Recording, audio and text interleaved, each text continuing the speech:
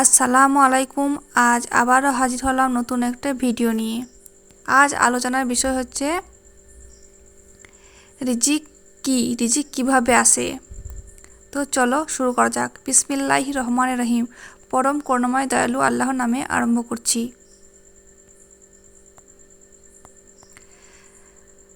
আল্লাহ তাআলা যাকে অপছন্দ করেন তাকে অঢেল সম্পদ দান করেন, আর যাকে পছন্দ করেন তাকে দান করেন হিকমা। যাকে হিকমা দান করা হয় তার ভিতরে থাকে সাকিনা। আরবি সাকিনা শব্দের অর্থ প্রশান্ত, ধীর, স্থির। টেবিল ভর্তি খাবার, অথচ প্রত্যেকটা খাবারে আপনি দোষ খুঁজে পাচ্ছেন।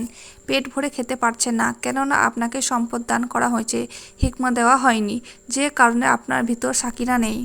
আপনাকে হিকমা দেওয়া হয়েছে, যে জন্য আলু ভর্তা আর ডাল দিয়েও পরম প্রশান্তি নিয়ে পেট ভরে খেয়ে উঠে বলে উঠবেন আলহামদুলিল্লাহ।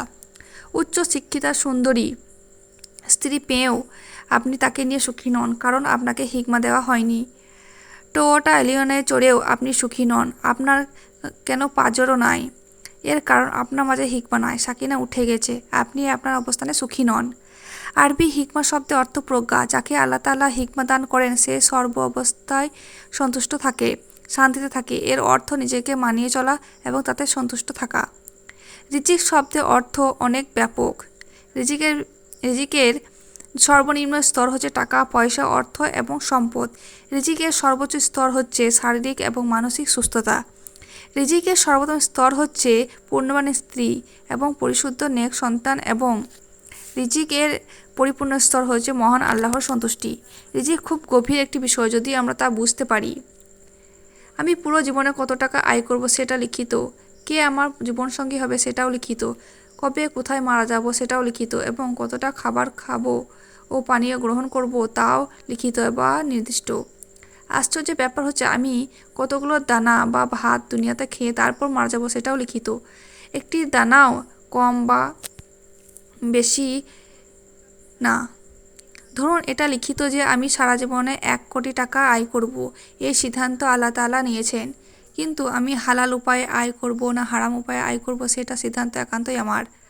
যদি ধৈর্য ধারণ করি, আল্লাহ তাআলার কাছে চাই, তাহলে হালাল উপায়ে ওই 1 কোটি টাকা আয় করেই আমি মারা যাব। আর হারাম উপায়ে হলেও ওই 1 কোটি, নাথিং মোর নাথিং লেস। আমি যে ফলটি আজকে টেকনাফ বসে খাচ্ছি সেটা হয়তো ইতালি কিংবা থাইল্যান্ড থেকে ইম্পোর্ট করা। ওই গাছে যখন মুকুল ধরেছে তখন নির্ধারিত হয়েছে যে সেটি আমার কাছে পৌঁছাবে। এর মধ্যে কত পাখি ওই ফলের উপর বসেছে, কত মানুষ ওই ফলটি পাড়তে গেছে, দোকানে অনেক এই ফলটি নেড়েচেড়ে রেখে গেছে, পছন্দ হয়নি বা কিনেনি।